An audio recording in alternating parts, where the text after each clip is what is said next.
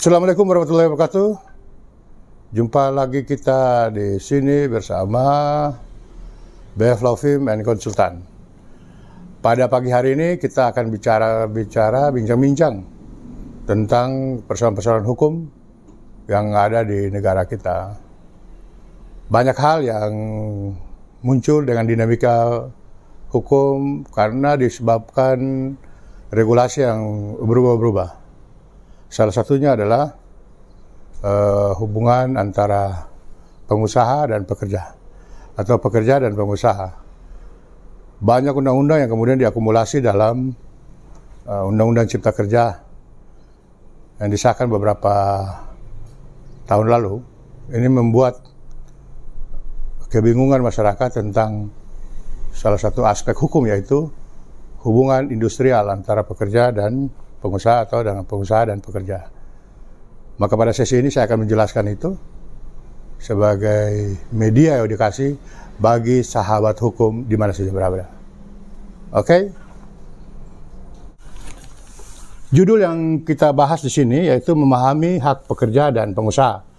Ini sesuai peraturan Menteri Tenaga Kerja Republik Indonesia nomor 28 tahun 2014. Kehidupan bersama pasti memerlukan aturan bersama yang mengatur apa yang menjadi hak dan kewajiban. Hal ini juga berlaku dalam perusahaan. Ketika pengusaha maupun pekerja mengetahui secara pasti apa yang menjadi hak dan kewajiban demi dan terpeliharanya keselarasan antara peningkatan produktivitas dan kesejahteraan. Diperlukan sebuah peraturan yang memang memuat tentang apa yang dilakukan dan tidak boleh dilakukan. Peraturan tersebut terbagi menjadi dua macam, diantaranya peraturan perusahaan atau PP dan perjanjian kerjasama atau PKB. Peraturan perusahaan adalah peraturan yang dibuat secara tertulis oleh pengusaha yang memuat syarat-syarat kerja dan tata tertib perusahaan. Sedangkan perjanjian kerjasama atau perjanjian kerja bersama adalah perjanjian yang merupakan hasil perundingan antara serikat pekerja, serikat buruh, atau beberapa serikat pekerja, serikat buruh yang tercatat pada instansi yang bertanggung jawab di bidang ketenagakerjaan dengan pengusaha, atau beberapa pengusaha atau perkumpulan pengusaha yang membuat syarat-syarat kerja. Hak dan kewajiban kedua belah pihak, kedua peraturan tersebut memiliki tujuan yang sama. Adapun tujuan dari PP, peraturan perusahaan, dan PKB, peraturan kerja bersama, itu yaitu pertama, memberikan kepastian syarat-syarat kerja di perusahaan, memperjelas hak dan kewajiban pekerja dan pengusaha, dan yang terakhir, yang ketiga, yaitu meningkatkan produktivitas kerja.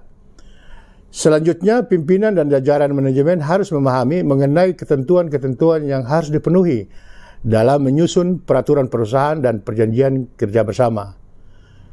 Ketentuan peraturan perusahaan itu diantaranya sekurang-kurangnya satu perusahaan terdiri dari 10 pekerja. Berlaku untuk semua pekerja di perusahaan induk dan cabang jika dimiliki. Merupakan kewajiban dan tanggung jawab pengusaha. Disusun oleh pengusaha dengan memperhatikan saran dan masukan pekerja. Ketentuan tidak boleh bertentangan atau lebih rendah dengan peraturan perundang-undangan ketenagakerjaan yang berlaku. Masa berlaku 2 tahun dan bisa diperpanjang paling lama 1 tahun.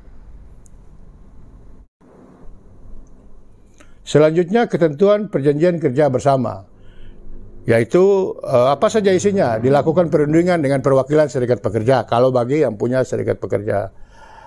Hanya ada satu perjanjian kerja bersama dalam satu perusahaan yang sama berlaku untuk semua pekerja di perusahaan induk dan cabang jika memiliki. Jika ada serikat pekerja lebih dari satu, maka yang diizinkan 3 serikat pekerja dengan anggota minimal 10 orang. Verifikasi keanggotaan berdasarkan KTA. Jumlah tim perunding masing-masing 9 orang dan seterusnya. Selain itu juga terdapat muatan-muatan yang harus ada dalam membuat peraturan perusahaan dan perjanjian kerja bersama, supaya ada kejelasan isi yang telah menjadi kesepakatan antara pengusaha dan pekerja. Berikut ini muatan yang harus diperhatikan. Peraturan perusahaan. Di dalamnya berisi apa hak dan kewajiban pengusaha, hak dan kewajiban pekerja atau buruh, syarat kerja, tata tertib perusahaan, jangka waktunya berlaku peraturan perusahaan, hal-hal yang merupakan pengaturan lebih lanjut dari peraturan perundang-undangan. Perjanjian kerja bersama, apa saja isinya? Nama, tempat kedudukan, serta alamat serikat pekerja. Nama, tempat kedudukan, serta alamat perusahaan. Nama serta tanggal pencatatan serikat pekerja, dan seterusnya.